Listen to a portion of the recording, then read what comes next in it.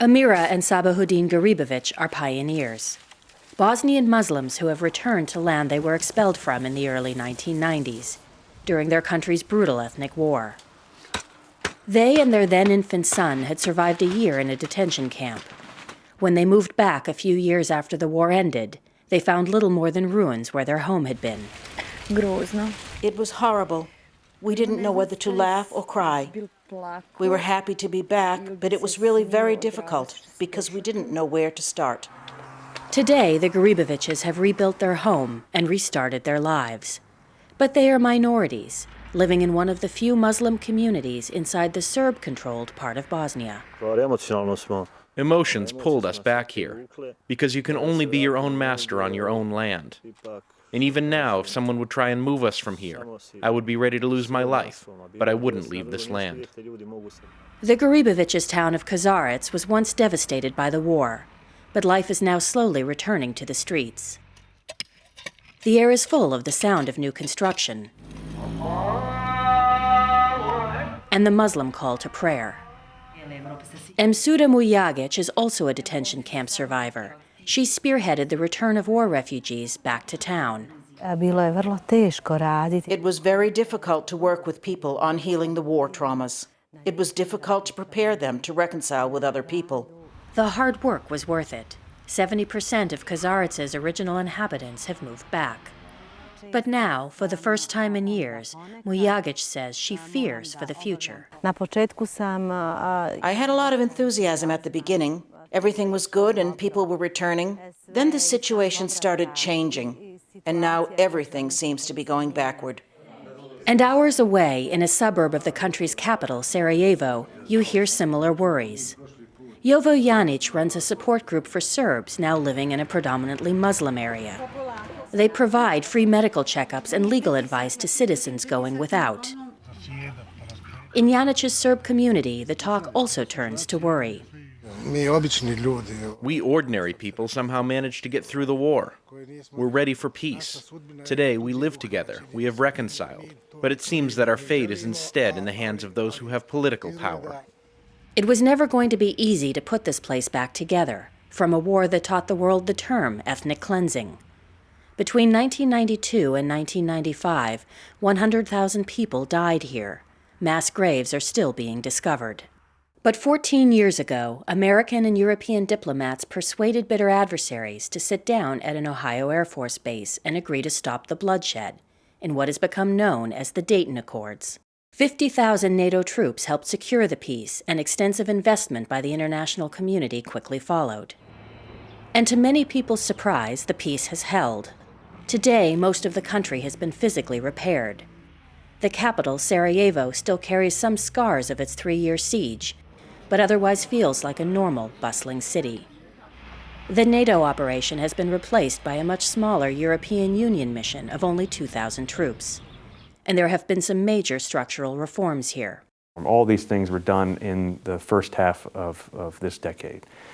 Tremendous progress. American diplomat Rafi Gregorian is second in command at the Office of the High Representative, the international body created by Dayton to supervise the country until it can stand on its own. There were still 3 former warring armies here in Bosnia and Herzegovina. Today there's 1. There used to be 3 intelligence services. Now there's 1. There were several different taxation systems here. Today there's 1, and so on. But these improvements masked a fragility in the political structure of the country, one that 14 years of peace have not fixed, one that now risks plunging Bosnia and Herzegovina back towards failure, just as life was beginning to feel normal, and just as the international mission here was hoping to leave. The Dayton Agreement carved the country into 2 autonomous ethnic entities, a Serb-majority area called Republika Srpska, and a federation predominantly of Bosniak Muslims and Catholic Croats. On top of this sits a national layer of government with its own ethnically based structure. This has been called the most overgoverned country in the world. There are 3 presidents here, each one representing a different ethnicity. There are 13 administrations from the state down to the local level, with 160 ministers on the payroll. And the cost of all this government? A whopping 50% of the country's GDP. The Dayton Peace Accord was a monster. I mean, it created a monster country. Srečko Letal writes for the Balkan Investigative Reporting Network.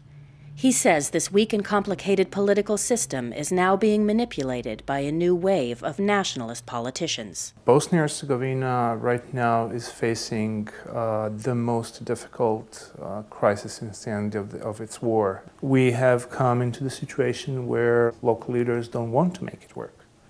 I mean, they deliberately block the work of joint state and entity institutions.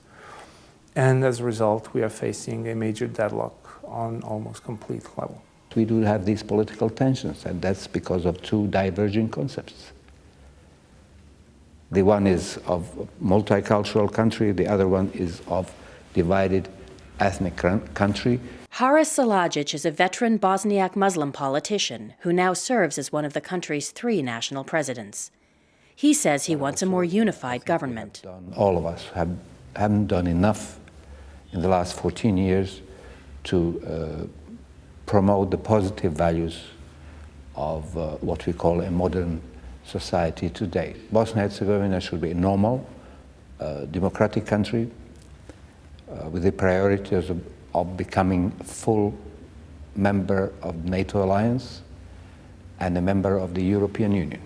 Reform of Bosnia's political system is a requirement for the High Representative to leave, and for Bosnia's ultimate prize, European Union membership. But Salajic's plan is a one-man, one-vote system that would have the side effect of putting greater power in the hands of the more populous Muslims, something Bosnia's Serbs say they will not allow. Republika Srpska's capital, Banja Luka, has also come a long way since the war. There is some extra money to spend here, from deals the Serbs have made on their own with countries like Russia. And the glistening new government headquarters sends the message: the Serbs plan on holding on to their autonomy.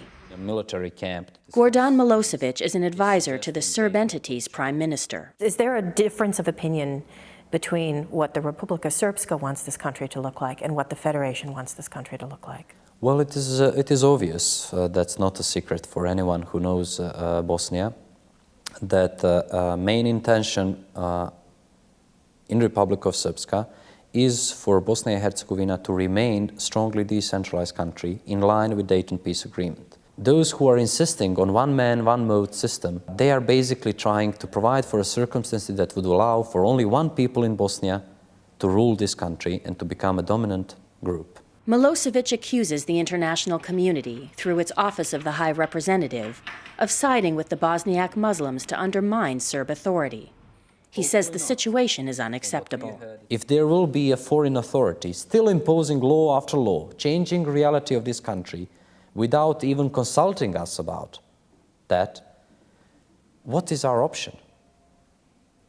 To pretend ignorant and to follow imposition after imposition, or to say, okay, if that's the game you want to play, please run this country then, but without us. Republika Srpska Prime Minister Milorad Dodik has gone even further, threatening to call an independence referendum. The Office of the High Representative says it isn't biased against Serbs, but Rafi Grigorian insists it is Dodik's government that is undermining the future of the country. The Republika Srpska, which most proclaims that they want us gone, are the ones who are doing the most to block completion of these objectives and conditions. If they had we could have been gone 2 years ago, in 2007, for example, if they hadn't been talking about independence and secession, if they hadn't been blocking progress on the things that need to be done. The Serbs' disdain is clear. Recently, a Banja Luka magazine ran this cover, mocking Grigorian and his boss, High Representative Valentin Inzko, as thieves plundering state coffers.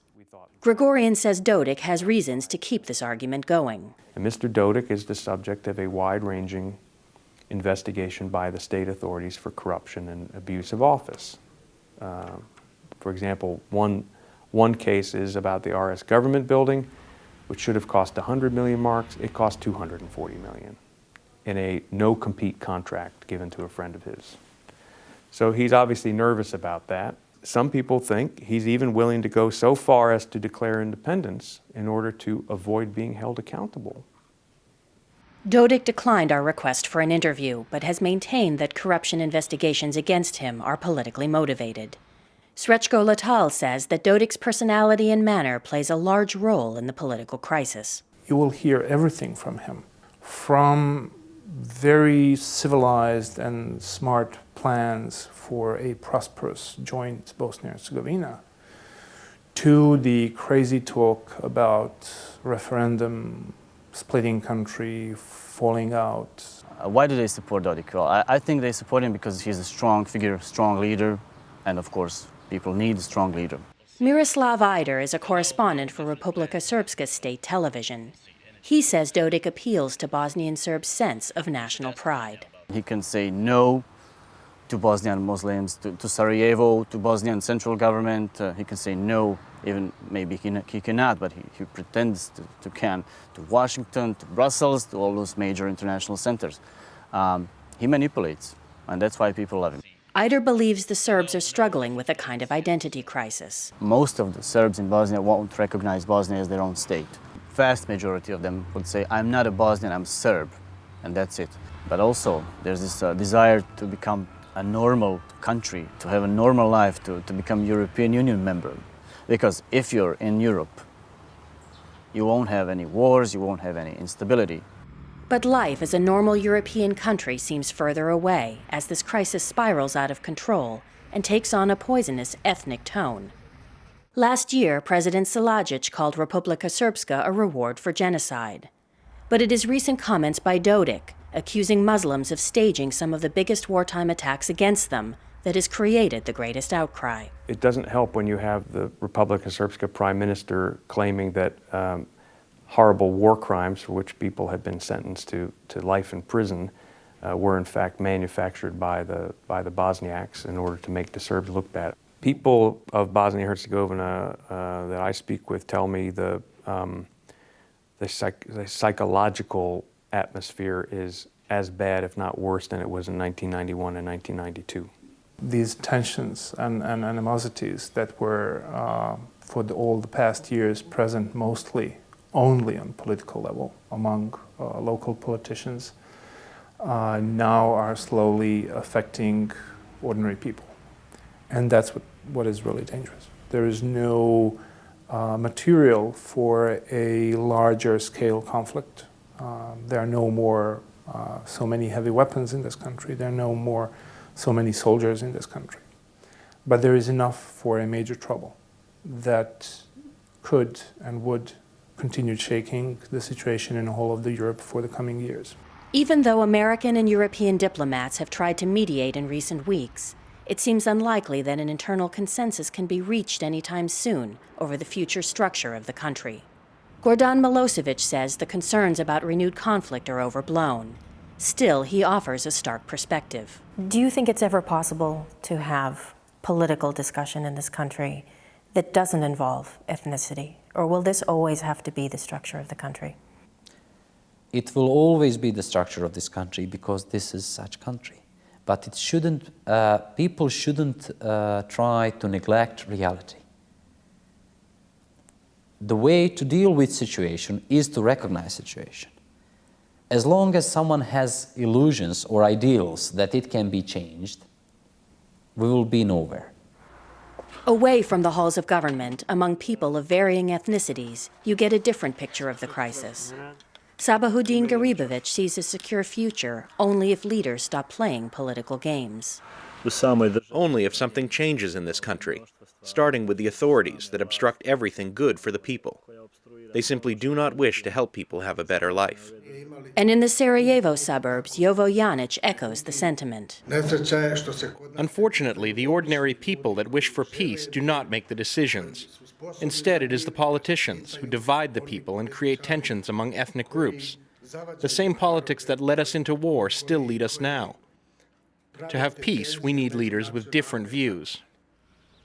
As Bosnia's political battles continue on, its people are caught in the middle, and the country's last steps in its transformation from fragile post-war state remain on hold.